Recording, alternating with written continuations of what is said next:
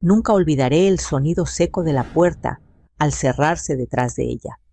Mi nuera acababa de decirlo sin levantar la voz como quien comenta el clima.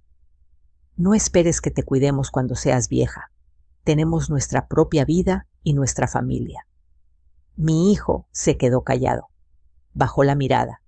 Yo sentí como el aire se volvía más pesado en la habitación, pero no grité. No lloré. Sonreí con calma y respondí solo 2 palabras. Está bien. Esa misma tarde cambié mi testamento. Y al día siguiente, ella irrumpió en mi casa. Me llamo Teresa. Tengo 71 años y he vivido casi toda mi vida en Guadalajara. Durante 32 años estuve casada con Emilio, un hombre trabajador serio y profundamente honesto. No éramos ricos, pero tampoco nos faltó lo necesario. Aprendimos a vivir con cuidado, a ahorrar, a pagar nuestras deudas antes de darnos gustos. Emilio siempre decía que la tranquilidad no se compra, se construye. Nuestra casa no es grande, 2 recámaras, un patio pequeño con bugambilias y una cocina donde aún se conserva el olor del café que Emilio preparaba cada mañana. Él murió hace 5 años, de un infarto fulminante, una mañana cualquiera. Un día estaba ahí, arreglando una gotera del techo, y al siguiente yo estaba sola, aprendiendo a dormir con un lado de la cama vacío. Cuando él se fue, todo quedó a mi nombre, la casa, su pensión, algunos ahorros y un par de inversiones modestas que habíamos planeado juntos para cuando estemos viejitos. No era una fortuna, pero era suficiente para vivir con dignidad y algún día dejar algo a nuestro hijo. Jorge siempre fue un buen muchacho, o al menos eso creí. Me llamaba seguido, venía los domingos con su esposa Paola y con mis 2 nietos. Yo cocinaba, ellos comían, reíamos. Paola siempre decía que mis guisos le recordaban a su abuela. Yo me sentía útil, querida. Una madre sigue siendo madre incluso cuando los hijos ya tienen canas propias. Con el tiempo empecé a ayudarles un poco más. Que si el coche de Paola se descompuso, que si una colegiatura atrasada, que si una emergencia familiar. Nunca pregunté demasiado. ¿Cómo iba a desconfiar de mi propio hijo? Pensaba que estaba siendo una buena madre y una buena abuela. La primera grieta apareció 6 meses atrás. Jorge me llamó con la voz tensa, apresurada. Me dijo que la tía de Paola estaba enferma, que necesitaban dinero para unos tratamientos que el seguro no cubría. 15,000 pesos, me dijo casi suplicando. No dudé. Fui al banco al día siguiente y transferí el dinero. Semanas después, durante una comida familiar, pregunté con naturalidad cómo seguía la tía de Paola. Ella levantó la vista confundida. ¿Qué tía? Preguntó. Jorge se apresuró a responder atropellando las palabras. Dijo que yo había entendido mal, que no era exactamente una enfermedad, que era algo preventivo. Sonrió nervioso. Yo no dije nada, pero algo dentro de mí se movió. No fue enojo. Fue una incomodidad silenciosa, como una piedra pequeña dentro del zapato. A partir de ese día, empecé a observar, de verdad observar. Noté cómo Paola cambiaba de expresión cuando yo mencionaba mis ahorros, cómo desviaba la conversación hacia el futuro, hacia lo difícil que es cuidar a los padres cuando envejecen. Mamá, uno nunca sabe, decía. Hay casas especiales, lugares donde los atienden mejor. Yo escuchaba y asentía, pero por dentro me preguntaba de qué hablaban. Yo corría todas las mañanas, manejaba sola, llevaba mis cuentas. ¿En qué momento me habían vuelto frágil en su imaginación? El momento exacto en que todo cambió fue una tarde tranquila. Estaba en la cocina con una taza de café caliente entre las manos. El sol entraba por la ventana que Emilio había instalado años atrás. Mi celular vibró sobre la mesa. Vi el nombre de Jorge y sonreí pensando que sería una foto de los niños. Leí el mensaje una vez, luego otra. No esperes que te cuidemos cuando seas vieja. Tenemos nuestra propia vida y nuestra familia. No había discusión previa, no había enojo, solo esas palabras frías directas. Sentí que las manos me temblaban. Me quedé sentada casi una hora mirando el café enfriarse, preguntándome qué había hecho mal. Pensé en disculparme, en preguntar, en justificarme, pero algo dentro de mí se enderezó como cuando Emilio me tomaba del hombro y me decía: «Respira, Teresa». Escribí solo 2 palabras: «Está bien». Nada más. Esa misma tarde llamé a un notario de confianza, el licenciado Ramírez, quien ya me había ayudado cuando Emilio murió. «Necesito revisar mi testamento», le dije. «¿Puede recibirme esta semana?» «Claro que sí». Doña Teresa respondió: «¿Todo está bien?». Ahora sí, contesté, y por primera vez en meses lo sentí verdad. Esa noche dormí poco, pero dormí en paz. No estaba castigando a nadie, no estaba vengándome. Estaba tomando una decisión clara: no sería el plan de retiro de nadie. A la mañana siguiente, apenas había terminado de barrer el patio cuando escuché un coche frenar bruscamente frente a mi casa. Golpes fuertes en la puerta. Reconocí la voz de Paola antes de abrir.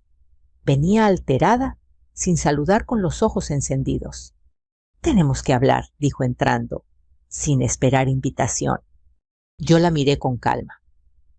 Sabía en ese instante que la verdadera historia apenas comenzaba.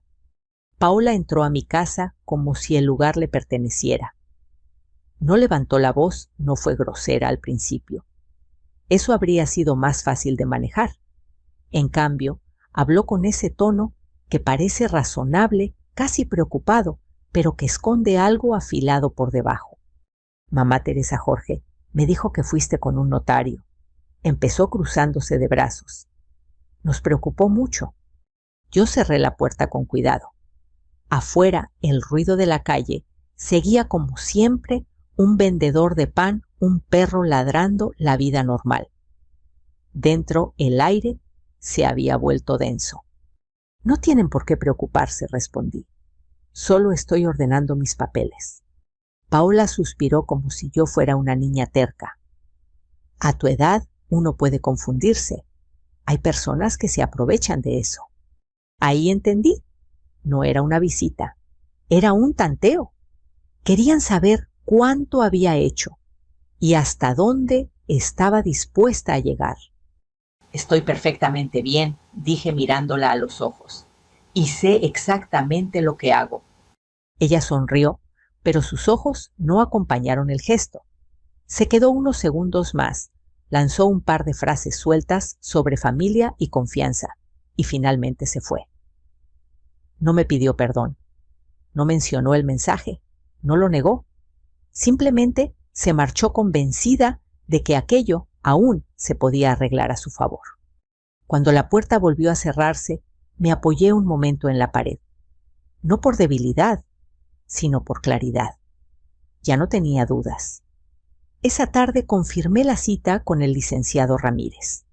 Su oficina estaba en una calle tranquila del centro, con un escritorio de madera oscura y paredes llenas de libros gruesos. Olía a papel viejo y a café recién hecho. Me senté frente a él con la espalda recta. «Doña Teresa», dijo con amabilidad, «cuénteme qué la trae por aquí». Le hablé despacio. No exageré. No lloré. Le conté del mensaje del silencio de mi hijo, de las ayudas económicas, de la confusión que ya no lo era. Mientras hablaba, sentí algo curioso, no vergüenza, no culpa, sino una calma firme, como si por fin estuviera nombrando las cosas por su nombre. El licenciado me escuchó sin interrumpir, tomó notas, asintió de vez en cuando. «No está haciendo nada malo», dijo al final. «Está ejerciendo su derecho, pero si quiere protegerse de verdad, hay que hacerlo bien». Me explicó con palabras sencillas las opciones: actualizar el testamento, separar cuentas dejar todo claro ante notario, preparar documentos médicos que demostraran que yo estaba en pleno uso de mis facultades. Cuando hay tensiones familiares, añadió, la claridad es la mejor defensa. Asentí. Eso era exactamente lo que necesitaba claridad. Pasamos casi una hora revisando mis cuentas. Saqué estados de banco, transferencias antiguas. Ahí sobre el escritorio vi algo que antes no había querido ver. Pagos pequeños dispersos, ayudas que yo consideraba normales. Sumados, eran mucho más de lo que había imaginado. En los últimos 4 años, dijo el licenciado, ha transferido más de lo que muchas personas ahorran en una década. No sentí rabia, sentí una tristeza honda, silenciosa, no por el dinero, sino por la confianza. Quiero que una parte vaya a mis nietos, dije, pero con condiciones claras. Educación nada más. No quiero que ese dinero pase por manos equivocadas. Él entendió de inmediato. Eso se puede establecer sin problema. Firmé los primeros documentos con mano firme. Cuando terminé, sentí un peso menos en el pecho. Al salir el sol de la tarde, me dio en la cara. Caminé despacio, observando la ciudad que me había visto crecer a mar enviudar. Pensé en Emilio, en cómo habría sentido en silencio orgulloso. No sabía que Jorge tenía acceso a una cuenta antigua que habíamos abierto años atrás por si acaso. No sabía que revisaba mis movimientos. No sabía que vería el pago al notario y que para él eso sería una alarma. Esa noche el teléfono sonó una y otra vez. No contesté, no por castigo, sino porque necesitaba pensar. A la mañana siguiente respondí. Mamá, dijo Jorge sin saludar. ¿Qué está pasando? Vi un movimiento raro en la cuenta. Estoy actualizando mis documentos, respondí con calma. Nada más. Eso no se hace sin hablarlo con la familia. ¿Con cuál familia? Jorge, pregunté. La que me dijo que no contara con ustedes. Silencio al otro lado. Luego una respiración pesada. No era para tanto. Para mí sí lo fue, dije, y lo sigo respetando. Colgué antes de que pudiera decir algo más. No me temblaban las manos. Sentí algo nuevo, una tranquilidad que no venía de tener razón, sino de ser coherente. Ese mismo día regresé al despacho para cerrar el cambio de testamento y solicitar la separación definitiva de cuentas. El licenciado me advirtió con cuidado. Cuando ellos noten los cambios completos, reaccionarán, no siempre de buena manera. Estoy preparada, respondí. Al volver a casa, guardé copias de todo en una carpeta azul. Puse otra en una caja fuerte pequeña, que Emilio había instalado por si un día hacía falta. Sonreí al recordar sus palabras. Por la tarde, mientras regaba las plantas, escuché un coche detenerse de golpe frente a mi casa. El mismo ruido del día anterior. Esta vez no hubo golpes. Hubo un silencio tenso y luego pasos decididos hacia la puerta. Supe sin abrir que lo peor estaba por venir. No toqué la puerta de inmediato. Me quedé de pie en el pasillo, escuchando las voces del otro lado. No gritaban, pero el tono era distinto al de otras veces. Más duro, más apurado. Abrí al fin y ahí estaban los dos Paola al frente, con los labios apretados. Jorge un paso detrás, con los hombros tensos, evitando mirarme a los ojos. «Tenemos que hablar ahora», dijo ella sin saludar. Los dejé pasar. No porque quisiera, sino porque sabía que ese enfrentamiento era inevitable. Si no era ese día, sería otro. Y yo ya estaba cansada de aplazar lo que debía decirse de frente. Paola fue directo al punto. «Sabemos que cambiaste el testamento». Jorge levantó la vista por primera vez, sorprendido de que ella lo dijera así sin rodeos. Yo asentí despacio. «Sí». «¿Por qué?», preguntó él con un hilo de voz. «¿Qué hicimos?». Respiré hondo. Me lo dijiste tú, respondí. Me dijiste que no contara con ustedes cuando fuera vieja. Yo solo estoy actuando en consecuencia. Paola soltó una risa corta, seca. Eso fue una exageración. Estábamos hablando en general. No sonó general, dije. Sonó muy claro. Ella se sentó en el sillón, cruzó las piernas y adoptó ese gesto de quien cree tener la razón. Mamá Teresa, no puedes tomar decisiones tan importantes sin consultarnos. Somos tu familia. Sentí algo frío en el pecho. No era miedo. Era lucidez. La familia también cuida, respondí. La familia no se lava las manos antes de tiempo. Jorge pasó la mano por su cara nervioso. Mamá no era para que llegaras tan lejos. ¿Qué es tan lejos?, pregunté. Proteger lo que tu padre y yo construimos. Paola intervino de nuevo, ahora con un tono más cortante. Ese dinero iba a ser de Jorge algún día. Ahí estaba. Por fin, la frase que habían evitado decir en voz alta. No respondí con firmeza. Ese dinero es mío y decidiré yo qué hacer con él. El silencio se volvió espeso. Paola me miró como si no me reconociera. Quizá no lo hacía. Quizá ya no era la mujer dócil que había imaginado. Estás siendo egoísta, dijo, pensando solo en ti. Eso hago, admití, por primera vez en mucho tiempo. Jorge se levantó del sillón. Mamá, estás exagerando. Tú sabes que siempre estaremos ahí. Lo miré con tristeza. Cuando tu esposa dijo que no me cuidarían, tú no dijiste nada. Ese fue tu silencio. Y el silencio también es una respuesta. Él abrió la boca para contestar, pero no encontró palabras. Paola cambió de estrategia. Se acercó bajo la voz. Mamá, hay gente mala afuera. Abogados, notarios, se aprovechan de los viejitos. No me moví. No soy una viejita perdida, dije, y sé muy bien con quién hablo. Pues no lo parece, replicó ella. Esto puede verse muy mal. La gente podría pensar que no estás bien de la cabeza.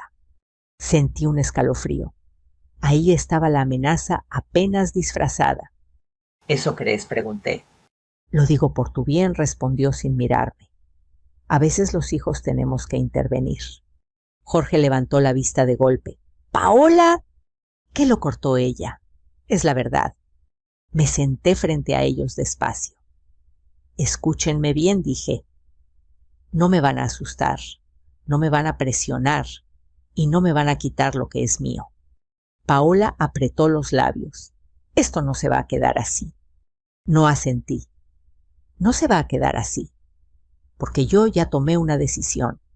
Se fueron poco después sin despedirse. Jorge volteó una última vez, como queriendo decir algo, pero Paola ya lo estaba jalando del brazo. Cuando la puerta se cerró, me quedé sola en la sala, escuchando el eco de sus pasos. Esa noche casi no dormí, no por miedo, sino por anticipación. Sabía que vendría algo más. Las personas que creen tener derecho sobre lo ajeno no se rinden fácilmente. Al día siguiente recibí una llamada del licenciado Ramírez. Doña Teresa, quiero que esté preparada, me dijo.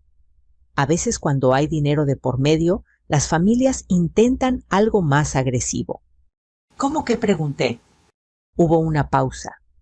Cuestionar su capacidad mental, decir que no está en pleno uso de sus facultades. Colgué y me quedé mirando mis manos, firmes, sin temblores. Pensé en todas las veces que había sacado adelante a mi familia, en las decisiones que había tomado sola desde que Emilio murió. Eso no contaba. Esa tarde empecé a guardar todo. Estados de cuenta, recibos, mensajes. Hice notas con fechas y horas. No porque quisiera pelear, sino porque entendí algo importante. La verdad también necesita pruebas. 2 días después, mientras regaba el patio, Vi un sobre blanco deslizarse por debajo de la puerta. Lo recogí con calma. Era de un despacho legal que no conocía. Lo abrí despacio. Solicitaban una evaluación de mis capacidades mentales por mi propio bien. Sonreí con tristeza. Así que por ahí van, murmuré. Doblé la carta con cuidado y la guardé en la carpeta azul. Luego hice café, me senté en la mesa y pensé, no me van a convertir en una anciana indefensa solo porque no cedí. Y supe con una claridad absoluta que la verdadera batalla apenas comenzaba. La mañana en que Paola volvió, el cielo estaba cubierto y el aire olía a tierra mojada. Había llovido durante la noche y el patio aún conservaba pequeños charcos que reflejaban las bugambilias. Yo estaba en la cocina, cortando fruta, cuando escuché el golpe seco en la puerta. No fue un timbrazo, fue un portazo, uno de esos que no piden permiso. Antes de que pudiera reaccionar, la puerta se abrió de golpe. Esto ya se salió de control, gritó Paola entrando sin saludar. ¿Cómo te atreves a hacernos esto? Detrás de ella apareció Jorge con el rostro enrojecido, respirando agitado. Cerré el cuchillo con cuidado, lo dejé sobre la mesa y me limpié las manos con un trapo. No quería que mi cuerpo mostrara la tensión que sentía por dentro. Salgan de mi casa, dije con voz firme. No tienen derecho a entrar así. Claro que tenemos derecho, respondió Paola. Somos tu familia. La familia no irrumpe, contesté. La familia llama. Jorge intentó mediar, pero su voz se perdió. Mamá, solo queremos hablar. Hablar no es gritar, dije sin mirarlo, ni empujar una puerta. Paola avanzó hacia la sala como si no me hubiera escuchado. Miró alrededor con desprecio, como si evaluara cada mueble. ¿Dónde guardas los papeles?, preguntó. El testamento nuevo. Queremos verlo. Sentí una oleada de indignación, pero respiré hondo. Eso no te incumbe. Sí me incumbe, replicó. Ese dinero afecta a mi familia, a mis hijos. Afecta mi vida, respondí. Y mi vida la decido yo. Paola soltó una carcajada nerviosa. Tú sola, vamos, Teresa. Todos sabemos que ya no estás pensando claro. Ahí estaba, la frase que el licenciado había anticipado. Sentí un frío recorrerme la espalda. Cuida tus palabras, le advertí. ¿Por qué me retó? Porque son verdad. Jorge dio un paso al frente. Paola, ya basta.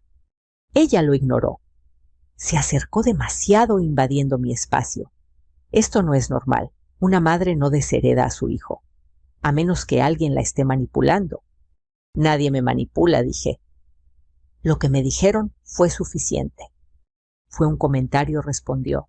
Una exageración. No puedes destruir una familia por eso. La familia se destruye cuando se pierde el respeto, contesté. No cuando se ponen límites.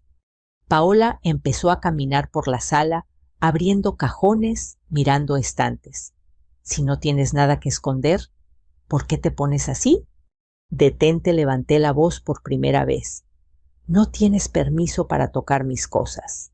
Jorge finalmente alzó la voz. Paola, basta. Esto no está bien. Ella se giró hacia él furiosa.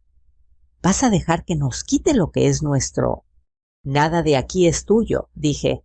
Ni hoy ni mañana. El silencio cayó pesado.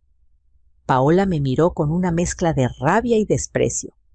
Entonces nos obligas a tomar otras medidas. ¿Qué medidas?, pregunté. Ella sonrió de lado. Vamos a protegerte, aunque no quieras. Sentí como me ardían los ojos, pero no lloré. Si intentan hacerme pasar por incapaz, dije, se equivocan de persona. Eso lo dirá un juez, respondió ella. Jorge bajó la cabeza. Ese gesto me dolió más que cualquier grito. Hijo, le dije, mírame. ¿De verdad crees que no sé lo que hago? No respondió. Me acerqué a la puerta y la abrí de par en par. Váyanse, ahora. Paola me sostuvo la mirada unos segundos más como midiendo fuerzas. Luego tomó su bolso. «Te vas a arrepentir», dijo. «Cuando estés sola». «No estoy sola», respondí, «y no tengo miedo». Salieron sin despedirse. Cuando la puerta se cerró, mis piernas temblaron por un segundo. Me senté despacio en la silla más cercana. No era miedo. Era la descarga de haber sostenido algo pesado sin dejarlo caer. Minutos después, llamé al licenciado Ramírez. «Ya pasó», le dije. «Vinieron, me amenazaron». «Mantenga la calma», respondió. «Vamos a documentarlo todo». «¿Tiene testigos?» «Los vecinos vieron entrar el coche», contesté. «Y tengo cámaras». «Perfecto, no está sola en esto». Colgué y miré alrededor de mi casa. La misma casa donde había criado a Jorge, donde había llorado a Emilio, donde había reído tantas veces. ¿Cómo habíamos llegado a esto? Esa noche me costó dormir. Pensé en mis nietos, en lo que Paola podría decirles. Pensé en la palabra incapaz repetida como un veneno. Pero también pensé en algo más fuerte. Yo sabía quién era. 2 días después, el sobre llegó por correo certificado. Confirmaba la solicitud formal para evaluar mi capacidad mental. Lo leí sin prisa, lo guardé en la carpeta azul y sonreí con una serenidad inesperada. «Si quieren guerra», susurré, «la enfrentaré de pie». 2 días después de que recibí la notificación para la evaluación mental, el silencio se volvió sospechoso. Ni llamadas, ni mensajes, ni visitas inesperadas. Aprendí hace tiempo que cuando Paola guardaba silencio no era porque hubiera reflexionado, sino porque estaba planeando. La confirmación llegó un sábado por la mañana. Estaba acomodando unas fotos viejas. Emilio joven, Jorge niño, una Navidad con juguetes sencillos cuando escuché risas en la calle, voces infantiles. Mi corazón dio un salto antes de que pudiera controlarlo. Miré por la ventana. Ahí estaban mis nietos, y detrás de ellos Paola. Abrí la puerta con cautela. Los niños corrieron hacia mí. Sin dudarlo, me abrazaron con la fuerza que solo ellos tienen.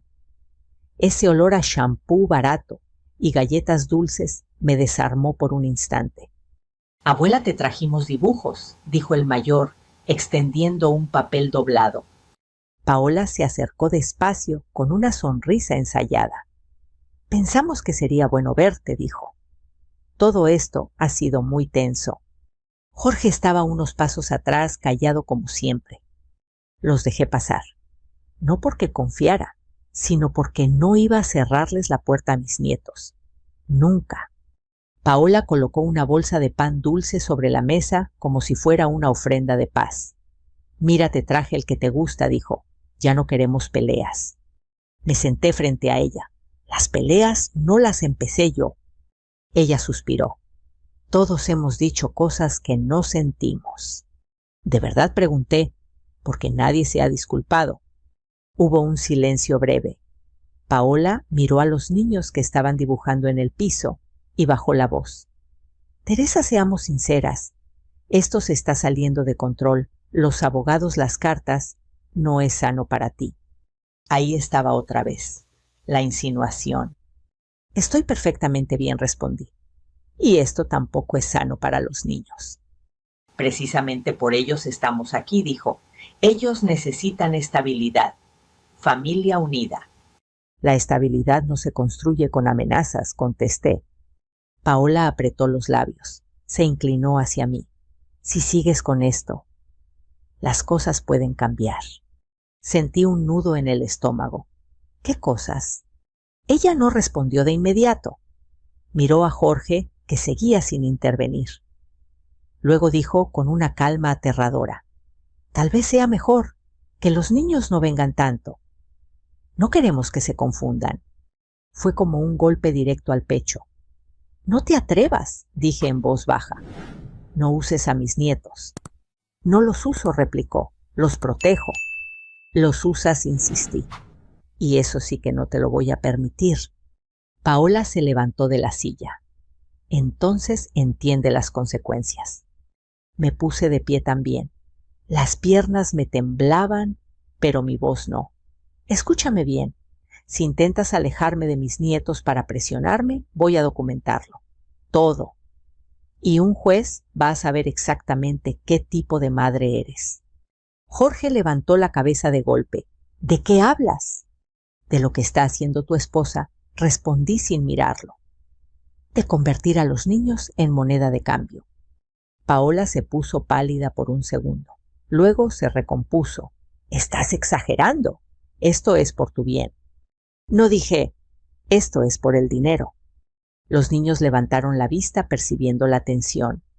Me acerqué a ellos, me agaché. Vayan al patio, mis amores, les dije con suavidad. Ahorita voy con ustedes. Esperé a que salieran antes de volver a mirar a Paola. Esta conversación termina aquí. No termina hasta que rectifiques, respondió. Todavía estás a tiempo. No dije. Ya tomé mi decisión. Paola tomó su bolso con brusquedad. Te vas a quedar sola, Teresa. Prefiero estar sola que manipulada, respondí. Se fueron poco después, llevándose a los niños sin permitirles despedirse bien. Me quedé en la puerta, viendo cómo el coche desaparecía al final de la calle. Sentí que el cuerpo me fallaba. Entré al baño y vomité. No por debilidad, sino por la violencia emocional que acababa de atravesar. Me senté en el piso unos minutos respirando hondo hasta que el temblor pasó. Esa tarde llamé al licenciado Ramírez. Usaron a mis nietos, le dije. Me amenazaron con quitármelos. Su voz se endureció. Eso es muy grave. Anote todo. Fecha, hora, palabras exactas. Si siguen por ese camino, cambia el juego. Colgué y escribí cada detalle con manos firmes. Entendí algo doloroso. Ya no era solo una disputa familiar. Era una lucha por mi dignidad y por el derecho de mis nietos a no ser usados como armas. Esa noche no recé para que Paola cambiara. Recé para mantenerme fuerte, porque sabía que lo siguiente no sería una visita, sería un ataque frontal. El día de la evaluación amaneció frío y gris. Me vestí con cuidado como si fuera a una cita importante conmigo misma. Elegí un saco sencillo, el que Emilio siempre decía que me hacía ver segura. No quería aparentar nada. Quería ser exactamente quien era. El licenciado Ramírez me esperaba en la entrada del edificio. Respiré, doña Teresa, me dijo.